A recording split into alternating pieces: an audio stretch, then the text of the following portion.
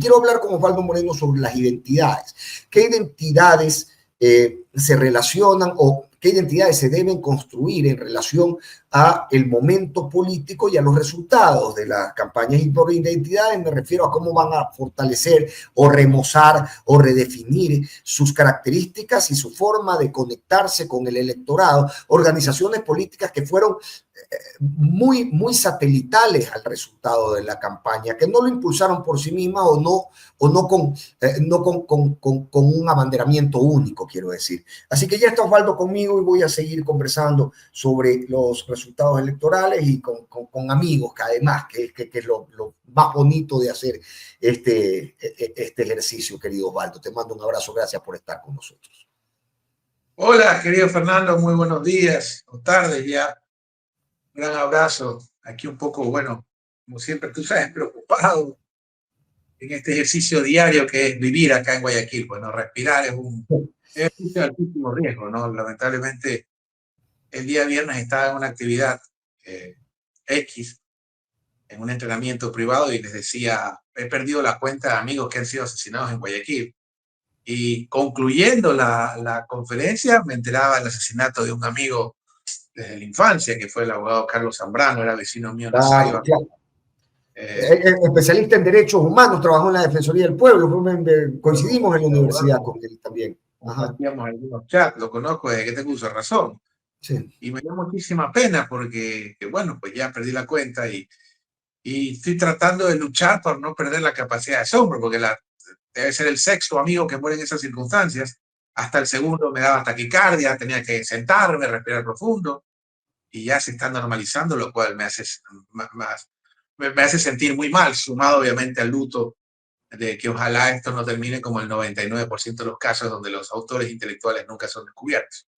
Así que paz para tu alma, consuelo para su familia y justicia para sus asesinos.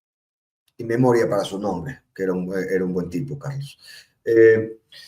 Y dicho eso, Osvaldo, es esta angustia la que lleva a los resultados electorales, es esta necesidad, digamos, urgente de respuestas que no llegan y que desesperan, que exasperan, que terminan incluso por obligarte a anestesiarte artificialmente, lo que tú decías, ¿no?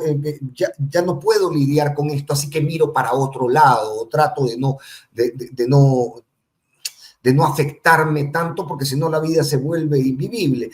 Eso lo que se manifiesta a través de la votación de la consulta es un rechazo a la realidad, más que al gobierno, más que a Daniel Noboa, más que a algo concreto en cuanto a su gestión, a esta realidad que nos abruma ya desde hace algunos años y que francamente termina por ser dolorosísima.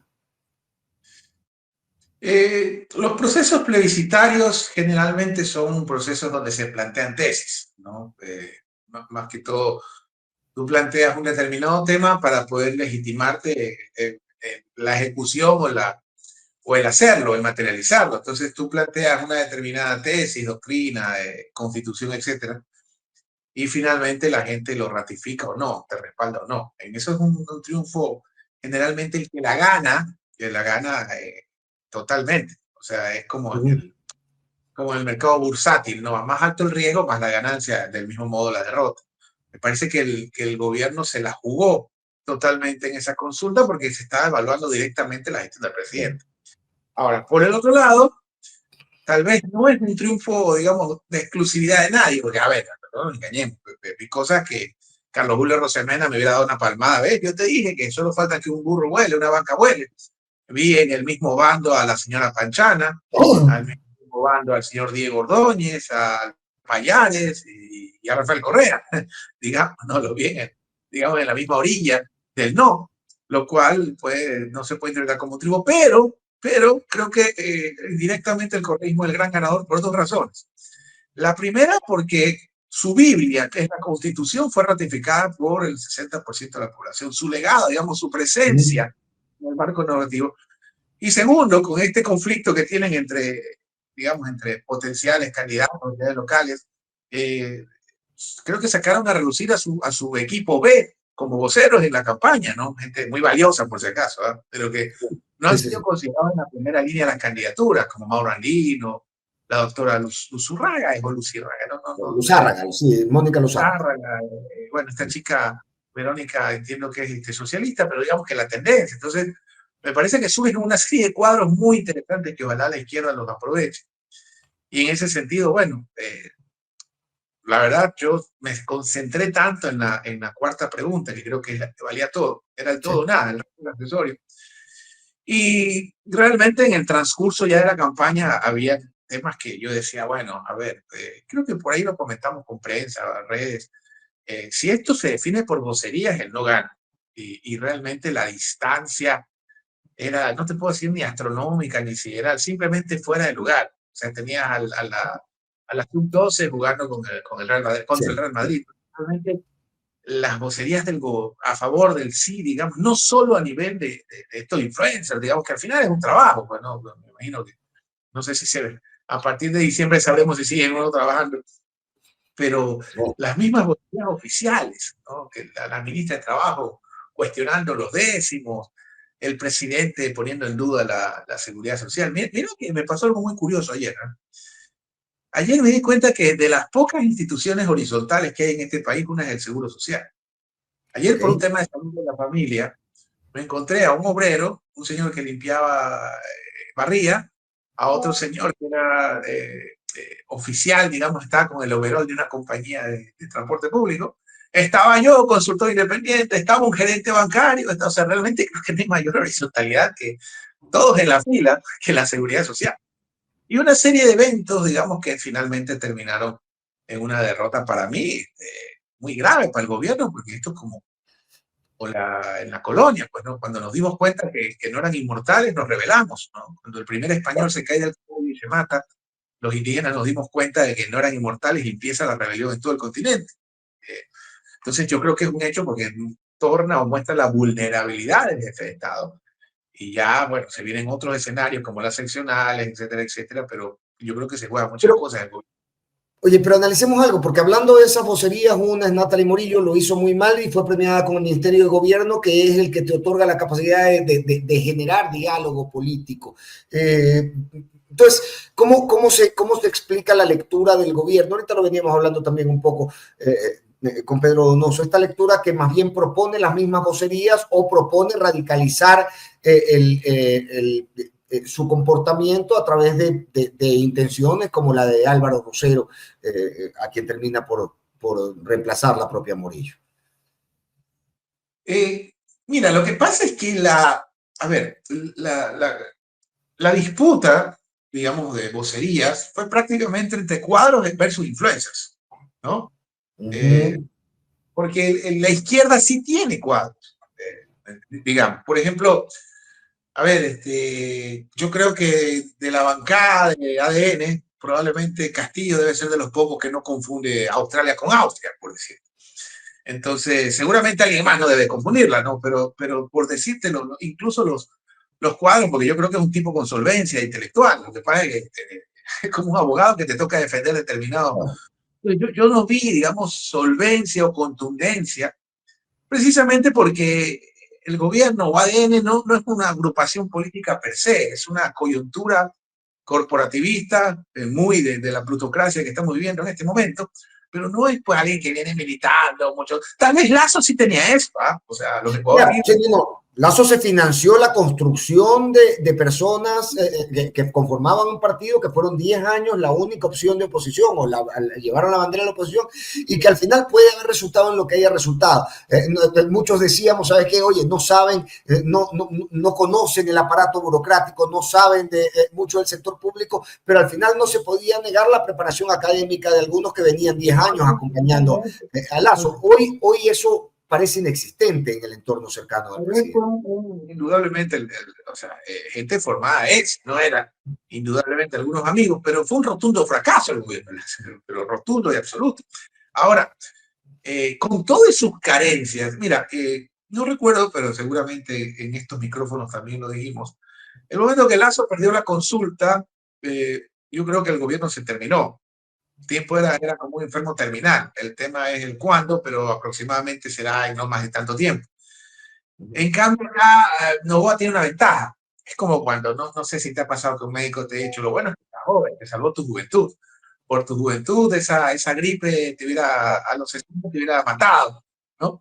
Entonces, yo creo que la ventaja que tiene Noboa sobre Lasso, que cada vez se parece más, precisamente es eso, la juventud, el presentar esa inmunidad que ya, digamos, como el gato, ya las vidas se le están acabando, que te da el terreno nuevo, porque en eso el correísmo le es complicado, por eso le va tan bien con su equipo B, digamos, manda al segundo equipo, el equipo de la reserva, digamos, los voceros del correísmo, por lo menos los candidatos, y por eso le va tan bien, porque lamentablemente, para bien o para mal, si tú comparas en función de proyectos, aunque yo creo que ese es el gran defecto de ADN, que no tiene un proyecto político ni un proyecto nacional, si tú los comparas ya en el campo de lo nuevo, es imposible para el correísmo competir contra ADN. Básicamente, el uno tiene 2 años en la escena, el otro 20, con todas sus virtudes y defectos. Entonces, en ese escenario creo que a Noboa le salva eso, el tiempo, la juventud, pero ahí la gran pregunta sería si finalmente lo asimilan, aprenden algo, porque las crisis son para eso, para aprender. Si Claro. aprenden este resultado, y bueno, por lo pronto entiendo que el presidente está de paseo, de vacaciones, o está, no sé, ahí algo. Hablemos de eso, porque esa necesidad de aprendizaje, esa necesidad de lectura también de las personas, de cómo está capturando el gobierno este momento y cómo va a redefinir su identidad. Le mencionaba yo a Pedro Donoso que los movimientos en Cuenca y en Cotopaxi y en Imbabura fueron movimientos meramente ciudadanos, era ciudadanía autoconvocada, que no tenían una bandera partidista, si se puede. Y eso también es un mensaje, Osvaldo. Y la pregunta, yo creo que la pregunta central que me hacía convocar esta entrevista era cómo deben las organizaciones políticas, incluido el propio gobierno nacional, redefinir sus identidades para conectar con un pueblo necesitado de participar. Me decía Pedro que es bajísima el porcentaje de nulos y blancos, por ejemplo. Entonces el pueblo quiere manifestarse, además se autoconvoca, a desempolvado su capacidad de autoconvocarse por un propósito, y en ese propósito no ha involucrado a los partidos políticos. Los partidos políticos tienen la necesidad de reconectar. ¿Cómo lo deberían hacer y cómo deberían revisar sus identidades para poder llegar a esa reconexión? Bueno, tienes una seccional muy cercana. Y lamentablemente la relación entre el presidente y las plazas más grandes no ha sido buena. El tema con Guayaquil es espantoso, pues, ¿no? Pero un permanente, en un momento que la ciudad vive su peor crisis, probablemente de inseguridad de los piratas, no hay, pues, digamos, una colaboración mutua, no hay, pues, digamos, entiendo que hay un permanente, eso no lo digo yo, lo dice la misma voz municipal, permanente boicot desde el CERCOP. Bueno, el gobierno plantea que están mal planteados los procesos, pero en todo caso eso retrasa la ciudad. Entonces la relación entre el gobierno, mira el caso de Cuenca, yo creo que Zamora es el que mejor parado ha salido, ¿no? El tema de Cuenca es súper interesante, como sin romper un vidrio, sin romper una rama, la ciudad de manera masiva se levantó por el tema del agua. Hay, por ejemplo, hay preguntas que yo me hacía, ¿quién lo asesora en materia del austro? Mira, yo llevo 20 años trabajando en el austro, no hay un proceso seccional en el que no he estado involucrado trabajando. Y algo que me queda claro es siempre lo delicado que es el tema del agua en el Azuay. En el austro el tema del agua es súper sensible. Entonces, la pregunta que yo me hacía, ¿a quién le habla el presidente al oído? ¿No tiene un asesor, un secretario que le explique, oye, mira, el tema del agua es súper, no nos metamos en esto que nos va a provocar un problema y una derrota? Y así sucedió. Entonces, yo creo que se vienen las seccionales, donde el gobierno o logra persuadir a la gente de que lo ideal es tener un presidente para que trabajen juntos, porque está claro que no pueden juntos, o de lo contrario, habría una respuesta similar a la de la última elección. Mira que tiene conflictos con el alcalde. Bueno, el alcalde de Quito acaba de como que un poco, digamos, elevar el tono. El caso del alcalde de Cuenca es permanente, el de Guayaquil ni te cuento. Las prefecturas tienen otro rol, más por su, digamos, por su dinámica, que es más rural, más de cantón, más de periferias, pero está claro de que el único, al menos en términos electorales, el único proceso a la vista es el seccional. Y ahí el gobierno creo que se juega muchas cosas, porque ya es la antesala de cómo queda estructurado el tema post para las elecciones presidenciales. Así como me decía, se acabó el gobierno de Lasso cuando pierde la consulta. El gobierno de Noboa, perdiendo las seccionales, estaría en igual situación. o entraría en una situación similar? Mira, cada elección es totalmente distinta a la otra. No, ahora, yo te soy honesto y hay que ser siempre honestos intelectualmente. Acabo de estar en las periferias de nuestro país y me tocó regresar por la Payatanga Colta, la cual venimos vociferando, y realmente te doy la buena noticia, ya están rehabilitándola, y ahí vi un letrero, te comento el correísmo, un letrero enorme de que ya han hecho la contratación, creo que la obra cuesta 50, 45 millones de dólares, pero bueno, eso es una buena noticia. Y en eso, una vía que yo uso habitualmente, una vía una barbaridad, desintegrada literalmente, desde prácticamente desde Pulverizada. no, una Pulverizada. locura. Y en invierno ni te cuento. Y ya la están reventando y vi un letrerote que decía obra del gobierno, no, ya hasta me acomodé los lentes para ver si no era un letrero antiguo no sé, pues, hasta no me dio algo hizo, ¿no? Y decía gobierno de Novoa, ministro, entonces a buena hora. Entonces, ojalá el gobierno tome ese rumbo de escuchar a estos influencers que le dicen que la obra pública es mala, que el Estado es perverso. O sea, yo creo que sí hay un camino para el gobierno, pero ese camino es un cambio de rumbo conceptual y sobre todo en la gestión, que tiene que entender el rol que tiene la obra pública en una economía como la nuestra. La inversión privada jamás va a llegar a un país chiquitito cuando tiene ventajas en Perú y Colombia, y jamás va a venir a un país tan inseguro. Entonces, Oye, yo creo que la realidad es lo público. claro, terminamos la conversación con Pedro Donoso hace un momento diciendo, ok, el gobierno careció de aquello que le había sido efectivo durante todo su tiempo, que gobernando se ha mantenido en la tarima, que era la construcción de este enemigo interno, que la mayor parte de las veces ha sido Correa, el correísmo y Luisa González y todo lo que se relaciona con la orilla opuesta, en otras ocasiones incluso hasta la Corte Constitucional. Pero el asunto es que eso conformaba una identidad. Yo soy porque me opongo a ese, ¿no? Lo que decía, yo soy lo nuevo en contraposición de ese, y a ese le conocemos no sé, ¿no? Las costuras hace mucho rato. Y yo me pongo a eso. Ahora que no hay enemigo interno, el gobierno tiene la carga, si se puede, de definirse un poco más ideológicamente, de decirnos un poco más qué es lo que busca representar. A ver, lo que pasa es que el gobierno ya está definido pues, ideológicamente, ya decidió un camino que está claro que es el de, digamos, de estar cerca de Trump. Pero no ha sido explícito tampoco en ello. No, pero hay esto, pues, a tener aquí de hablar de derechos humanos cuando recibes a un potencial genocida o sospechoso de crímenes de guerra, como el jefe, creo que el ministro de Guerra de Israel, que estuvo por acá, de seguridad.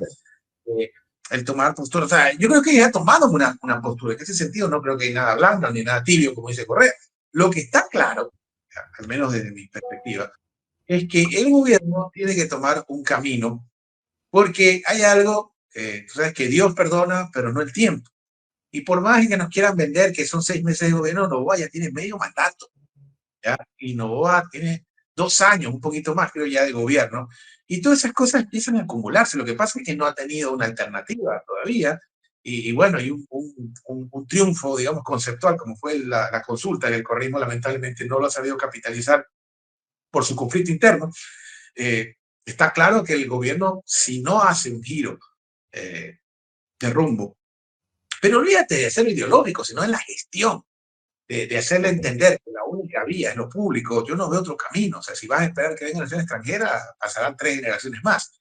Hay que crear esas condiciones para que venga esta nación extranjera, y para eso hay que darle facilidades a la gente, vialidad, seguridad, salud pública, etcétera, etcétera.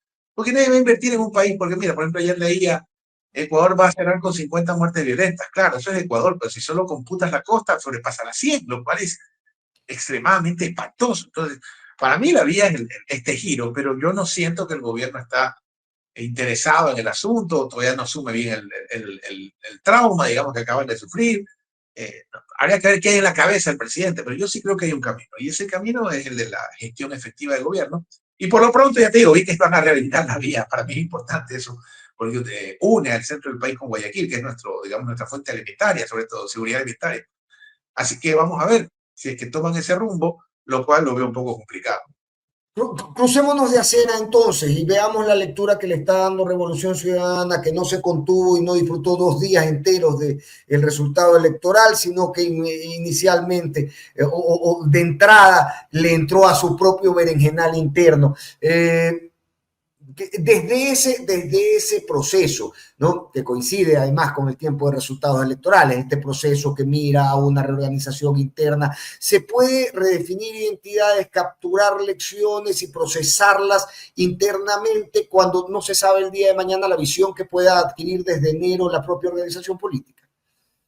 Sí, o sea, el problema es que el correísmo es un producto del sistema fallido de partidos. El correísmo es Correa, punto. No hay alternativa, no hay diálogo interno. O sea, con todo respeto lo digo, sin dejar de desconocer que el último proyecto nacional que ha tenido el Ecuador creo fue el de Rafael Correa, indudablemente. Pero el correísmo es Rafael Correa, ¿no? Y irte contra eso lo veo complicado de esta misma organización. Ahora, mira los cuadros, pues también, esta discusión o conflicto interno que puede tener, de alguna forma no hace que capitalicen el triunfo de su Biblia, porque recordemos que la Constitución de 2008 es la Biblia del correísmo. Y terminaron, tal vez, no sé si esto fue una estrategia, quizás sí, sin directamente hacer campaña con otros cuadros, lograron resultados, me parece, extraordinarios, donde tenías a gente de la otra orilla en el mismo barco. Así que veamos qué sucede, porque insisto que el marco seccional es un marco importantísimo. Oye, no dejo de recordar que el correísmo nace de un ejercicio de acuerdos. Alianza País era primero Acuerdo País. Y Acuerdo País convocó a una serie de agendas en un solo interés. Hoy cuando decimos el correísmo es Correa, me parece que estamos un poco rechazando este primer ejercicio o la noción de este primer ejercicio que bien podría repetirse a partir de las necesidades electorales de ahora, o lo crees ya completamente imposible de replicar. Pero es que en el primer ejercicio tenías a Alberto Acosta. ¿Dónde está Alberto Acosta? En el primer ejercicio tenías a mucha gente que formó Jubileo, creo que el único que ha sobrevivido fue Ricardo Patini, ¿no? O sea, eran ejercicios diferentes y era otro momento, pues, ¿no? Y obviamente estaba en campaña. Ojo que yo no, te digo lo mismo que a los chicos de la Escuela de Ciencias Políticas, de los políticos, los procesos políticos no hablamos ni bien ni mal de ellos, sino los describimos, ¿ya? Y es complicado que como que lo hagas en las 6, que no es que porque Correa sea un problema, o sea, es el sistema, si es que se puede llamar así, el sistema político del Ecuador, ni siquiera el sistema de partido, porque no hay, creo yo. No pasa con los socialcristianos, por muy que estén de caída, siempre será la voz más importante. Gutiérrez en lo suyo, claro, con las distancias, Correa. Y ahora, también tienes que buscar resultados en función de los resultados. Las autoridades locales, por lo menos la información que yo he podido ver, Marcela Guiñaga es probablemente la autoridad mejor evaluada, digamos, de la provincia. Aquiles también está, digamos, tiene evaluaciones interesantes, pero Aquiles tiene carro propio, por decirte un ejemplo, o un análisis, ¿no? Esa es la ventaja que tiene. Pero, o sea, son cuadros súper interesantes. El caso de Pavel, bueno, Quito es otro escenario. Yo creo que se apuró, si me preguntas. Quito tiene otros perfiles, pero tampoco, digamos, o sea, creo que no puede ser, a ver, la suerte de un país o de una ciudad no se puede disputar en Twitter. Claro, claro, sí. O con quién te reúnes, o que no, a la interna creo que pueden, hizo Pavel, me pareció interesante, que a la interna nos matamos, fue prácticamente lo que quiso decir, pero en un momento tan interesante como este, de capitalizar un resultado, una derrota del gobierno, no hay forma, no hay otra forma de describir una derrota contundente, un fracaso del gobierno.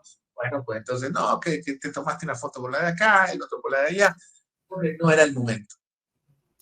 Ahora, eso, no dejo de preguntarme quién es quién en el país. Y tú y yo crecimos en una época donde los segmentos sociales y políticos estaban correctamente, no sé si que tan correctamente, pero estaban evidenciadamente representados en organizaciones políticas. Entonces tú tenías el populismo de derechas representado en el PRE y el de izquierda, con sus matices, ¿no? En la izquierda democrática, y tenías la representación de los intereses empresariales de la costa que residía en el social cristiano y en la democracia popular en la sierra. Hoy no existe eso, y no dejo de preguntarme cuáles son las agendas que se dejan sin representación y cuáles son las representaciones que no encuentran al final conexión para hacer el canal de estos intereses. Eso. La pregunta es, ¿quién es quién? ¿Lo tienen claro los políticos? ¿Lo tienen claro los actores? ¿O es una tarea pendiente? ¿Tienen claro que es una tarea pendiente? Mira, los espacios en política nunca tardan en llenarse. Y lamento decírtelo, querido Fernandito, pero nosotros somos gente del siglo pasado. Criados con mujeres que tenían valores del siglo XIX, o sea, somos otra generación de otro tiempo. Me estás hablando de los 80, hace ya casi 40 años, probablemente, cuando había una regionalización de fuerzas, por un lado en Quito, en Pichinche, en la Sierra, Izquierda Democrática, después en la costa eran Social Cristiano, el PRE y luego surgió el PRIAN. Pero el correísmo es un punto de inflexión. Noboa, yo le reconozco. Yo primero no creo que sea ningún tonto. El que cree que Noboa es un tonto está perdido. Y segundo, Noboa prácticamente reconfigura el cuadro en su tendencia. Noboa jubila a toditos.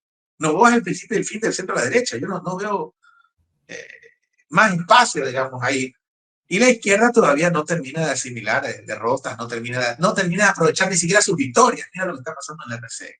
Indistintamente que si las razones son válidas, cuidado, yo estoy pensando. Entonces, yo sigo pensando que va a haber dos factores fundamentales. ¿Cómo asimila el gobierno desde la gestión? Que al final es lo más importante. La gente que extraña Correa lo extraña no por sus verdes o por neuróticos, sino por la gestión. Vamos a ver cómo enfrenta la gestión, que lo veo difícil con un fondo monetario de tutor. Y por otro lado, cómo nos va en las seccionales, qué pasa en el proceso seccional que se avecina. Yo creo que eso puede configurar bastante el escenario. Mucha gente hablaba de revocatoria, muerte cruzada. Yo creo que sería un error. Una revocatoria y mucho más una muerte cruzada en este momento. Al contrario, yo creo que es el momento que es lo que genera toda crisis. Y sí, algo escuché al señor Domoso por ahí, creo que es correcto. O sea, las crisis son para eso. Las crisis te dejan enseñanzas, un aprendizaje. Haces el análisis de los daños, la reparación de los mismos y cuál es la enseñanza. Ojalá el gobierno reciba esa enseñanza, que esto no se trata de contratar a todos los influencers posibles del planeta, no se trata de contratar a todos los comentaristas deportivos que hablan como argentinos, no se trata, digamos, de adquirir la Posta y Radio Centro, o sea, estoy hablando de hechos reales, por si acaso. No, esto tiene algo de la gestión. Puedes tener todo el espectro radiofónico 24/7, a todos los analistas hablando bonito de ti, porque es hasta gracioso. Parece hay medios que me dicen, por favor, ayúdanos con una entrevista en tal horario. Yo, no puedo, por favor, es que solo hay 2 o 3 analistas que creo que no simpatizan con el gobierno. No, yo no simpatizo o simpatizo, yo trato de escribir los procesos políticos. Entonces, en ese sentido, creo que puedes tener a todo el espectro radiofónico, a todos los influencers, puedes tener a todo lo que tú quieras y comparte todas las medios, pero si no tienes un sustento de gestión efectiva, las cosas no van a desarrollarse. Y hay un proyecto, hoy por hoy, o ese proyecto se verá alterado, digamos, con la idea de reorganizarse para seguir sosteniendo el gobierno y el poder. Hay algo que hacen bien en la lógica de los adictos, ¿no? ¿Cómo dejas una adicción? De 24 en 24 horas. ¿No? Usted tiene una adicción de juego, de trago, de droga, de lo que sea, a veces te obsesionas por una persona. Bueno, dice, necesito ayuda. Y el especialista lo que le dice es, ¿sabe qué? Esto no es de golpe, esto es de 24 en 24 horas. Eso lo hacen bien. Yo creo que saben sortear de 24 en 24 horas, porque eso es muy común en nuestros países, ¿no? Son países que viven permanentemente en crisis. Ahora, también el entorno regional es escandaloso. Si tú ves los resultados en Colombia y Perú con todas sus tragedias, ahora está este presidente que tienen, están infinitamente, ¿no? Colombia está años luz ahorita en todos los aspectos. Y no te digo Venezuela porque me insultan algunos por ahí, pero en muchos aspectos ya Ecuador no está compitiendo con la región. Ya la discusión es con Sudán del Sur, el analfabetismo, deserción escolar, inseguridad, el tema de salud pública. No solo que recortan 1.000 millones de dólares a la salud este año 25, recortaron 1.000 millones en el sistema de salud, sino que adicional a recortarlo, solo ejecutan la mitad o un poco menos de la mitad, lo cual está claro que es una medida contra la salud pública. Yo no quiero pensar que es para inducir a la gente a tomar estas prepagas, porque hasta ahora los bancos, hasta los periódicos tienen su prepaga de salud. Entonces, esto no va a durar siempre y ojalá, y una vez más, el gobierno entienda ese mensaje, si es que quieren continuar. O la otra, la vieja confiable, bueno, no será con tal de que no regrese el correísmo, hay que cerrar filas con determinado candidato. Pero está claro que la ventaja que puede sacar el gobierno de esta derrota es el aprendizaje, lo cual al momento yo no lo veo. Ya hay posibilidades de alianzas en el escenario. Es decir, a ver, se firmaba una alianza muy al apuro y muy electoral sobre el final de la elección y esa alianza básicamente fue un fulminante, ¿no? Se gastó, parece ser, tan pronto como terminó la elección. Nadie la trabajó para después, no estaba involucrada, digamos, en un proyecto de país en el que pudieran refrescar esos acuerdos. Estos resultados vuelven a hacer un llamado para que al menos en el sector del progresismo se reorganicen alianzas. Hay esa posibilidad, hay la posibilidad, por ejemplo, de algún ensayo que te acerque a un frente amplio. Bueno, ya lo tuvimos, ¿no? Y fracasó. Hay que decir las cosas como son. Ahí ves la importancia de las vocerías. A Luisa le costaron la elección, le costó en parte por las vocerías. A Novoa también le costó la consulta a las vocerías. Pero ya no hubo ese ensayo. O sea, Pachacuti, que en teoría hizo un acuerdo, yo lo vi a Churuchumbi levantando en hombros a Luisa y no funcionó. Entonces, creo que hay que reagruparse y aprender de esta victoria y darle espacio a cuadros como Mauro Andino. No te lo digo por correísmo per se, te lo digo en general por una tendencia. La misma Mónica, no me acuerdo el apellido, una vez más. Sí, Luz Aragaz. Verónica Silva, Pacha Terán, qué mujer más valiente. Increíble, Pacha es increíble. La historia pone las cosas en su lugar, por eso la mamita tránsito está en las monedas. Otros terminarán en el basurero de la historia. Mira el caso de la seguridad, también la gente no es idiota, ¿no? Movilizaron más tropas que para el CENEPA, para un pueblo, para una provincia como Imbabura, y el resultado fue lapidario. 70% en Imbabura y 80% en Otavalo.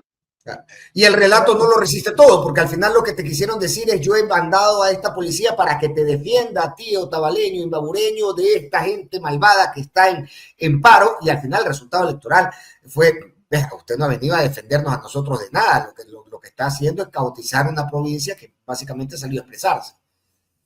Pero es que esa es la influencercracia, pues, ¿no? Cuando el sustento de una plutocracia es la influencercracia.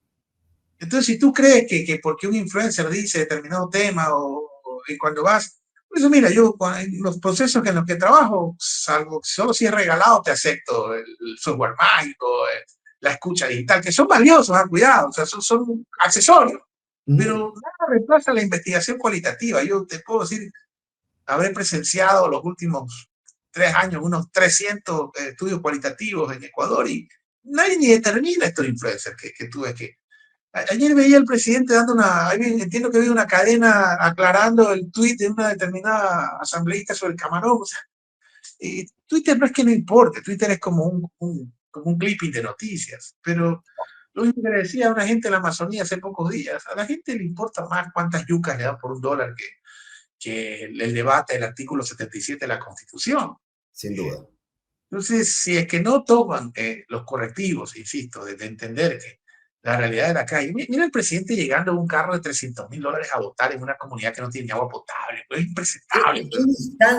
Qué distancia de la realidad, ¿no? Y eso es un mensaje. Ahora, ¿cuál es el mensaje que quiso dar y cuál es el que terminó dando? Es lo que podríamos discutir.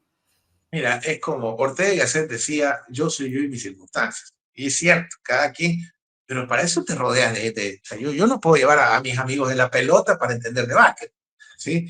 Con todo respeto a nuestros panas con los que jugamos en el gol fútbol, no los puedo llamar para entender, no sé, de economía, de desarrollo, porque para eso soy experto. Entonces, ojalá tampoco hace un remesón en el gabinete. Y en gran parte eso también le pasó a Lazo, ¿no? No tenía gente con calle. Esta gente de Ecuador Libre, que me parecían buenos tipos, instruidos, pero no tenían la menor idea, digamos, de lo que pasaba en las calles. Y eso creo que, por lo menos Lazo escogió gente instruida que ayudó a formar, porque él ayudó y en ese sentido hay que aplaudirlo, pero por el lado del gobierno yo no veo cuadros. Por ahí tiene que haber indudablemente por ahí unas 2 o 3 personas, pero no hay un proyecto de país, no hay un proyecto de nación, no hay cuadros, eso es importante, porque creen que la comunicación se sustenta en influencers. Entonces, el gobierno, la gente, mira, el gobierno tiene mucho que ver con el matrimonio, me parezca mentira. Para el noviazgo y el matrimonio son 2 cosas muy distintas, ¿no? el noviazgo es una dinámica de oferta, de ilusión, de proponer, ¿no? Es oferta, oferta y oferta, promesa. No es lo mismo un matrimonio de 10 años que un noviazgo de 10 meses. Entonces ya cuando estás en el gobierno, en el matrimonio buscas una razón que va más allá de la pasión, del dinero, que es la razón por la que estar juntos, que es el proyecto de familia. Lo mismo es en el gobierno. ¿Cuál es la razón por lo que la gente, porque la gente también se equivoca? No, reelegirse es fácil, falso. Reelegirse es muy jodido. No, que tiene el aparato. ¿Cuál aparato? Cuando usted se reelige, la gente evalúa ya la gestión, ya no evalúa las promesas, evalúa los hechos. Entonces, en ese sentido, ojalá el presidente entienda que esto no es herencia de los panas y de gente que lamentablemente, con mucho cariño y respeto, su realidad es Amazon, su realidad es el mundo Nike, su realidad es cuál tarjeta es la que da más bonos, con qué millas de qué tarjeta uso para el pasaje de mamá. No veo que haya gente con calle. Hay definitivamente, pero no hay una dinámica, digamos, de horizontalidad que me dé lo que yo no sé del conocimiento de la calle, sino al contrario. Son gente que es como, te lo cuento muy rápido, yo tenía un consultor junior que dije, bueno, vamos a desaburguesar este candidato. Quiero que le enseñes literal, que es un encebollado, quiero que le enseñes a andar en la metrovía. Y a los 2 días lo veía posteando sushi, lo veía posteando partidos de tenis, no al cliente, sino a él. Entonces finalmente el cliente terminó burguesándome Claro, terminó jalándolo para su burbuja. ¿Para qué lo enseñas a comer cebollado? No para que coma sushi, que juegues tenis con él, pues no te pierdes, no a jugar pelota, enseñas con las canicas. No, es que y hoy en día tú me encuentras con esta chompa de chancletas y me lo encuentro todo un señorito inglés, este chico. Entonces, yo creo que necesita gente que un poco los aterrice con la calle y mucha más investigación cualitativa. Todo, mira, obvio que utilizo encuestas, pero honestamente todo está en los cualitativos. Los cualitativos tienen siempre todas las respuestas en comunicación las encuentran en la parte cualitativa, que es más densa, que es más complicada. Hay extraordinarios investigadores cualitativos, Tatiana Larrea es una de ellos, seguramente se me escapan algunos, pero todo está ahí, todo está en escuchar. Y ahí creo que no están en la escucha digital, en el software mágico, no están, ni siquiera en las encuestas, no están en tus panas, que las respuestas están en lo cualitativo. Ojalá el gobierno haga un gran estudio de la gente para poco sintonizarse, porque está más que claro que están muy lejos de la gente. Le están cuestionando su calle acá. El doctor sí tiene calle. Déjeme responder por usted, doctor, y decirle que de mis amigos de toda la vida, desde la adolescencia, el doctor es de los que más calle tiene. Así que dejen de cuestionarle eso, al menos. Cuestionen lo que me digan, que para eso estamos, para conversar. Y para terminar, querido amigo, me preguntan insistentemente también en la caja de comentarios, si este conflicto en Revolución Ciudadana da pista para que gane espacio Daniel Noboa, aquel que hubiera perdido durante la campaña electoral y los resultados electorales. Hay un dicho muy napoleónico que dice que al rival o al enemigo no se le interrumpe cuando se equivoca. Y creo que fue un error esa discusión en este momento. Creo que no era el time. Ahora, el gobierno también tiene que jugársela a la seccional y tiene sus cuadros. Gushmer es una de sus opciones. Realmente creo que fue que instauró el acento argentino en el periodismo. Bueno, yo crecí escuchando a Marco Vinicio Murillo, al doctor Murillo, al doctor Román, al doctor Hidalgo. Era escuchando, eran enciclopedias. Pues, te comparaban, si Holanda jugaba con, yo qué sé, con África, Marco Hidalgo creo que te explicaba que los Países Bajos fueron un regalo de matrimonio de Carlos V, o sea, ya eso se perdió. Además, con el respaldo de que Marcos Hidalgo era un abogado que era profesor titular en una universidad, ¿no? Entonces, había una distancia. Entonces, Gushman instauró esto. Ahora, no sé, yo de pronto estoy prejuzgando, tal vez con él sí podría, pero hay mucha gente con la que yo no puedo tener conversación en 5 minutos, igual yo no soy candidato a nada, ni me interesa, pero me parece que eso es importante, ¿no? Los cuadros, el gobierno los tiene, me parece que Gushman es una opción. Creo que la doctora Manzano también anda por ese andarivel. Tiene los cuadros. En Quito sobran, hasta Yula creo que está como haciendo ya piruetas. Haciendo ojitos. Y yo no juzgo. A ver, cuidado, cuando la gente me habla de no, que la inconsecuencia. Este es un país que no tiene sistema de partidos.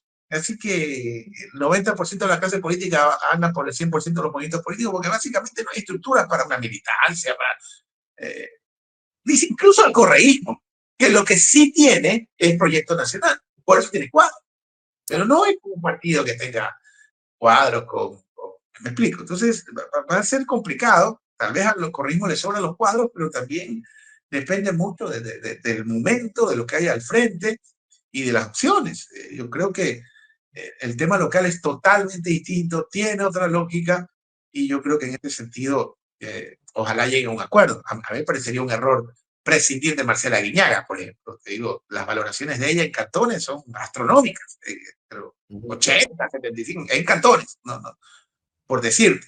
Esto es una elección de orden rural, yo no prescindiría de un cuadro de esa calidad. Ahora, esta gente que se viene lidiando a sí misma los últimos, ahí yo veo casi una relación entre papá e hija medio conflictiva, no sé, ¿no? Pero esta gente que se conoce hace más de 10 años, tal vez entre ellos ojalá lleguen a un acuerdo, pero sería un error para mí. Si bien es cierto, la Sociedad Ciudadana tiene los cuadros, o le sobran incluso, también yo creo que sería un error, pero ella hace un tema interna y probablemente se resuelva, no lo sé. Pero eso no quita que el gobierno tal vez podría aprovecharse de eso también. Yo creo que Reto es una alternativa también del alcalde. Eso te iba a preguntar, las alianzas, ¿cómo las ves de factibles? Bueno, aquí le tiene vehículo propio, que creo que no lo tiene ni Pavel ni lo tiene Marcel, en caso de no estar con la ciudad. Y aquí es un caso súper interesante, ¿no? Sí, súper. Ese sí creo que tiene caña también. Pero en todo caso, siempre subestada porque es el contradictor natural él es el contradictor, el opositor generacional, ideológico, y creo que hasta por estatura del presidente de la República, ¿no?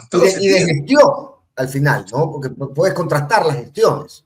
Pero lo que pasa es que Aquiles tiene dos temas. El uno, recordemos que es una autoridad local todavía, y mucha gente, oye, Aquiles nacional.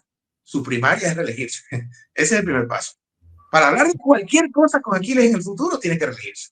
Pero hoy por hoy creo que es el gran contradictor del gobierno. Yo no veo por ahí como que para ver con el resultado de la consulta, como que muy como que se envalentonó y está bien, pero el gobierno tiene opciones y Bushman lo es.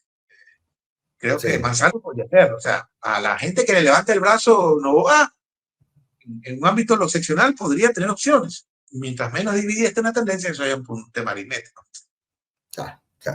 Querido amigo, siempre es nutritivo, siempre es fantástico conversar contigo. Ojalá nos veamos pronto. Yo sé que no estás saliendo mucho, pero por último te caigo ya. Yo me hago el viaje para poder verte y darte un abrazo. Creo que estamos cerca. Qué gusto haberlo escuchado también al señor Donoso, a ti, hermano, verte y bueno, pues y a tu audiencia.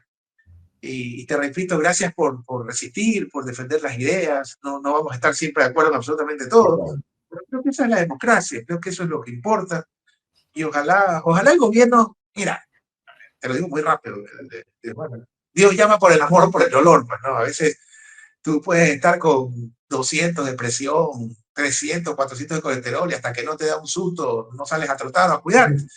Ojalá el gobierno entienda este remesón y haga los cambios, porque, te repito, estoy contento porque vi que están rehaciendo la vía Riobamba. Bueno, reconstruyan todo Ecuador y no van a estar contratando influencers de medio pelo. Un gran abrazo. Un gran abrazo, querido amigo, que estés muy bien.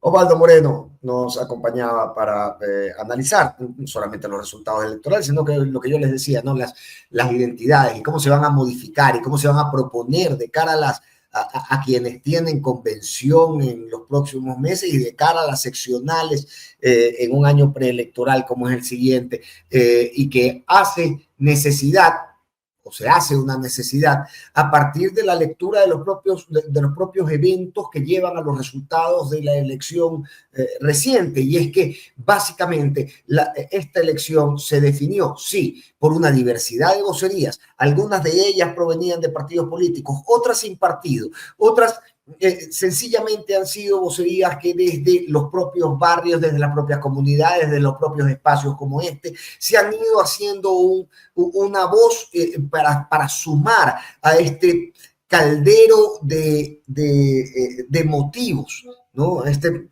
crisol de motivos por los que no se podía dar vía libre a la propuesta de Daniel Noboa. Ahora, ¿cómo va a desarrollarse esa distancia que han marcado las vocerías y la propia convocatoria a las calles en Cuenca, en Imbabura, con cómo va a relacionarse esa ciudadanía autoconvocada que prescindió, que decidió prescindir de una convocatoria a nivel político para manifestarse, cómo va a comunicarse ahora con las instituciones políticas y cuál será el desafío o los desafíos que deberán solventar estas organizaciones para volver a acercarse a un electorado y volver a solidificar su presencia, si se puede, o su representación por distintas causas, intereses y segmentos poblacionales.